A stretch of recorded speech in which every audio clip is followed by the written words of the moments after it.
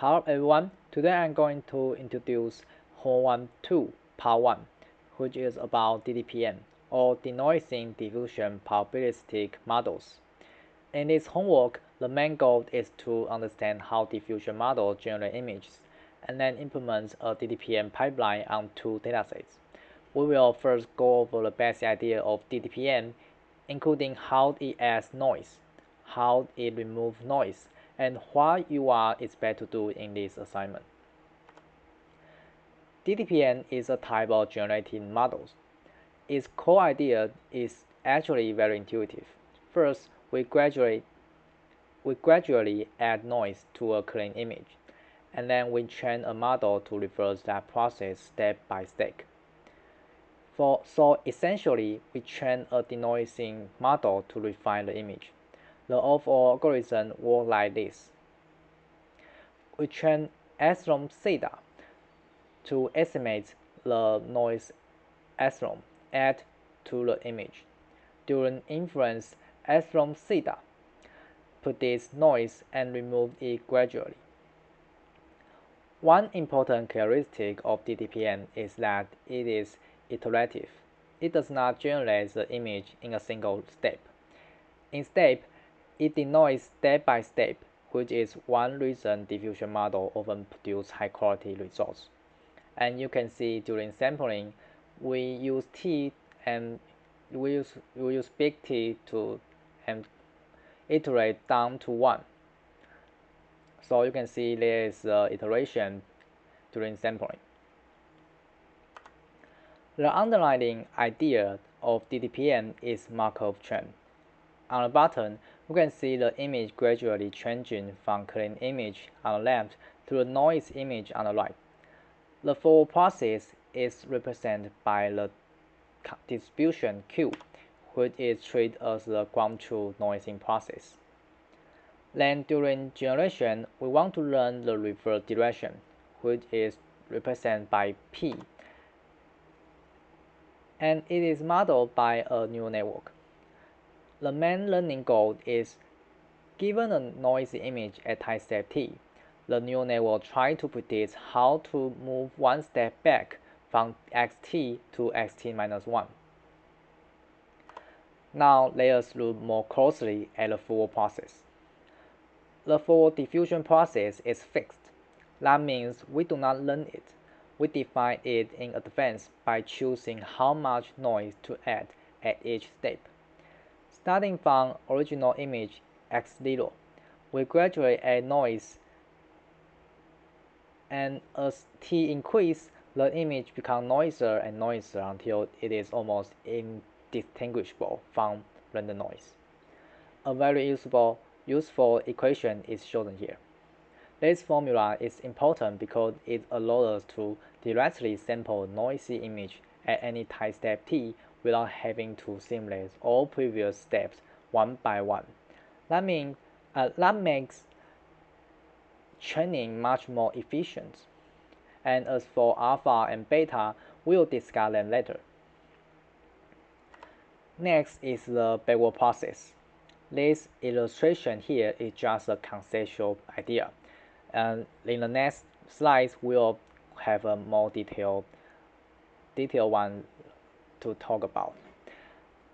And so, if the forward process destroys the image by adding noise, then the backward process tries to recover the original image by removing that noise. The key idea here is that given a noisy image xt and a time step t, the model predicts the noise inside that image. Once we estimate the noise, we can use the formula on this slide to estimate the clean image x0. So instead of directly predicting the clean image, the network is usually trained to predict the noise. This turned out to be a stable and effective training target. You can think of the model as a denoiser that learns what part of the input is meaningful image content and what part is random noise. So let's dive into a more complete view of one reverse denoising step in Ddpm. The noisy image xt goes into the denoiser together with the time step encoding. The noise predictor network estimates the epsilon theta, which is the predicted noise. Then the model subtracts the predicted noise contribution and scale the result to get xt-1. In standard Ddpm sampling, we also add a small amount of Gaussian noise Li at each step, except for the final one. This made the reverse process stochastic. For this figure, you can see that the model does not jump directly from noise to a clean image. It repeatedly refines the sample one step at a time until it reaches x0. Summarize the two main procedures, training and sampling. During training, we first sample a clean image x0 from the dataset. Then we randomly choose the time step t. Next, we sample Gaussian noise epsilon and use it to construct xt, just like this. And the network then takes st and t as inputs, and its job is to predict the noise epsilon. So the loss is simply the difference between the true noise and the predicted noise, usually using mean square error. During sampling, the process starts from pure Gaussian noise, xt. Then the model repeatedly applies reverse denoising step from t down to 1. After another step, we obtain the final generated image x0. So you can see like in this formula, we just keep subtract noise that is predicted by the denoiser, and then iteratively to refine our image, and then get the final x0.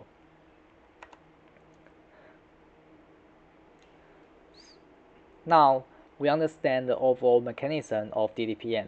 Let's focus on some key details and explain what's beta and alpha. In this slide, we introduce noise scheduler. The noise scheduler controls how much noise is added at each time step.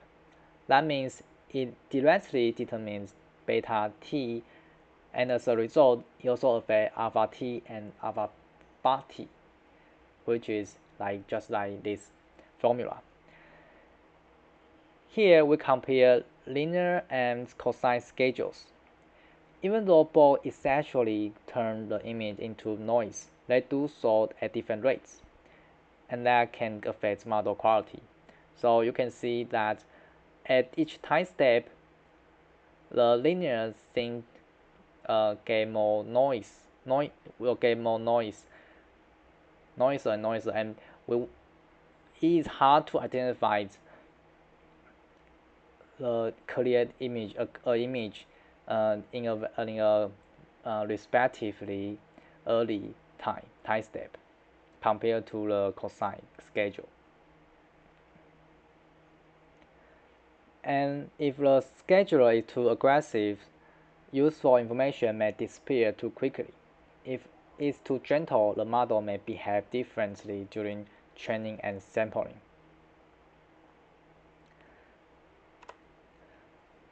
So you can see, like in this figure, it shows that the scheduler choice can affect performance metrics such as FID, especially when the reverse process is shortened or partially skipped.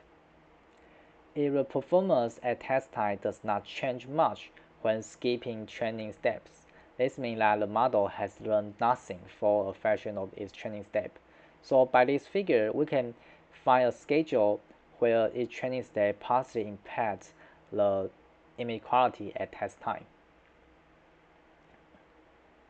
And in your homework, you can try to use different schedulers to see how it affects diffusion model and the performance it affects, or you gain to change the scheduler.